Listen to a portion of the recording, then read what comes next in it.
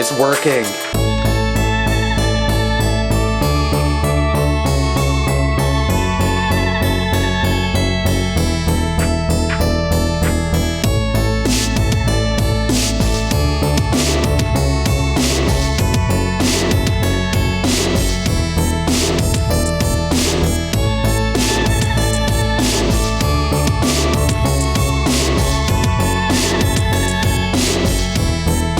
This is my new PC. Look how small it is.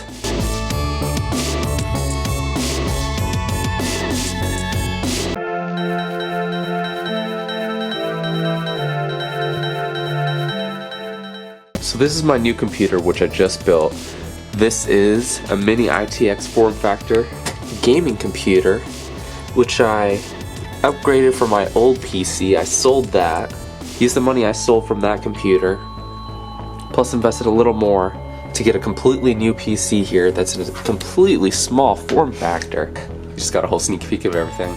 I did a lot of research before getting all the parts here. I used a site called PC Part Picker to make sure all the parts that I pick work together. It has a compatibility check when you add all the parts, so it makes sure that not only is it gonna most likely fit in this small form factor case, but that all these parts are going to play nice. Everything's pretty compact, but it seems to have good thermals. Everything is coming out cool even under a full load. I have power supply's fan and the GPU's fan. Thermals are doing well. The other thing that can help you save some money is getting used or open box things from Amazon. And if you have the, like I always say, if you have the Amazon store card, you save 5% off your purchase. So think of that as a 5% discount off your total price here if you buy everything from Amazon like I did.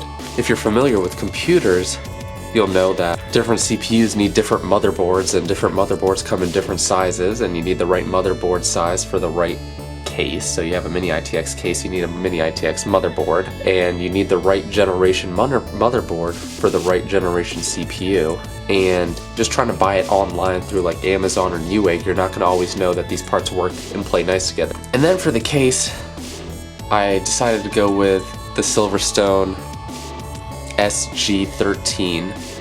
This is the white version, the quiet version they call it. This isn't a very quiet case, to be honest, but I decided to go with this case over, I'll bet if I scroll down I'll see it, the Cooler Master 110 Mini, which was priced similar at a similar point. The reason I went with the Silverstone over the Cooler Master is that this is not as deep. This is deeper, it's longer, so the Cooler Master is probably maybe cut off right about there, a couple inches, maybe 1 or 2 shorter. And even though I have a mini graphics card here, I was thinking in the long term, I probably want to have just the extra flexibility with a longer case in case I need to put a longer graphics card. I got this case primarily, the whole reason I decided with a Mini ITX build is I can actually fit it in my backpack. Yeah, I can actually fit this in my backpack. Whereas with a big desktop PC, you know, you're not traveling with that.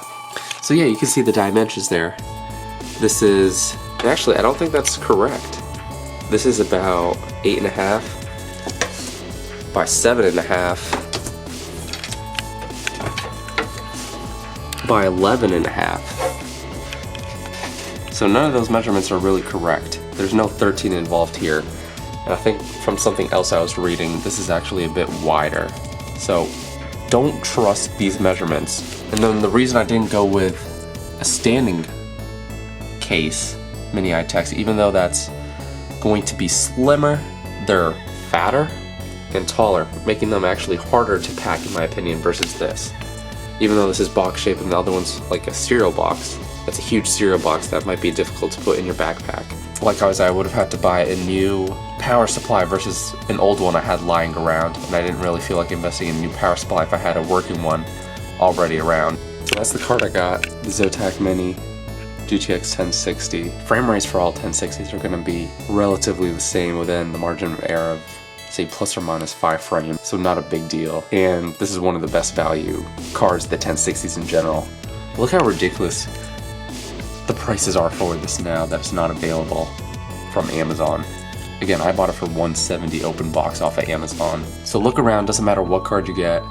I think the 1060s, again, are still the best value. I've thrown every game I have at it and done ultra settings and gotten about 60 plus frame rates.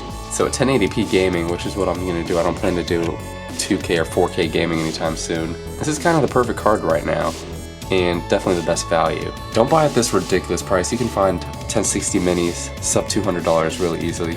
Go for about 180, you can find them a lot. That goes over the parts. As far as other parts, I decided on, I think this was the best value, Mini ITX motherboard. Even though there are cheaper ones available in the Mini ITX form factors, as you see there's one for 60, and while it might be compatible with the right socket for 7th generation i5s and Intel processors in general, you would have had to upgrade the BIOS for this, and pretty complicated. I think you actually need a previous generation, 6th generation, to make that work. So I avoided that. The first compatible one was the MSI 250L Pro.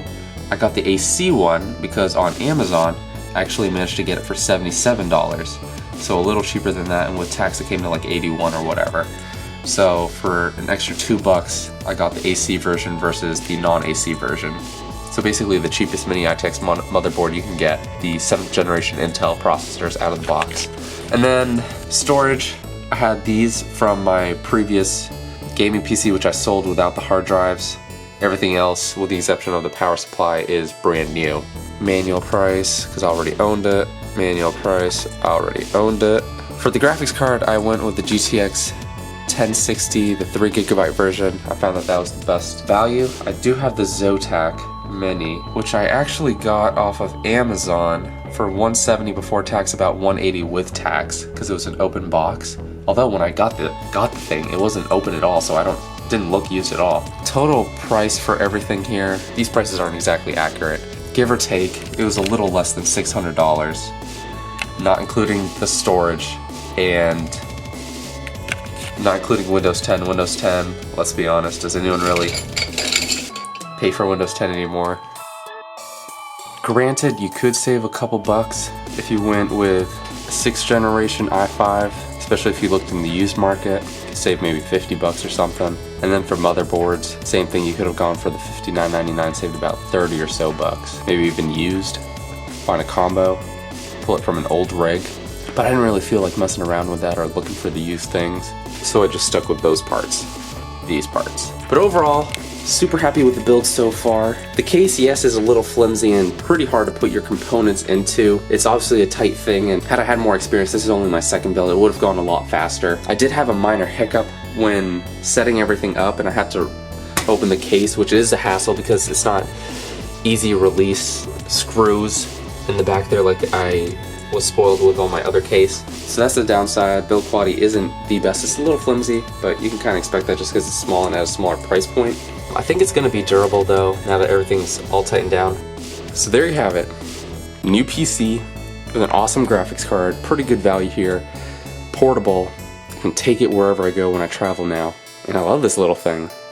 So this is why I wasn't able to edit and upload for a while now, because I had sold my other PC, can't edit with my laptop, and it took a while for me to order the parts, get everything shipped in. So I was without a PC for about a little over a week, unfortunately, and then by the time I got everything and had the time to build this thing, put me out of commission with uploading. Yeah, I'm pretty impressed with this thing. Oh my god, just look how teeny it is. And thermals are really good too. I'm pretty surprised with this little guy. Yeah, more videos coming soon, guys.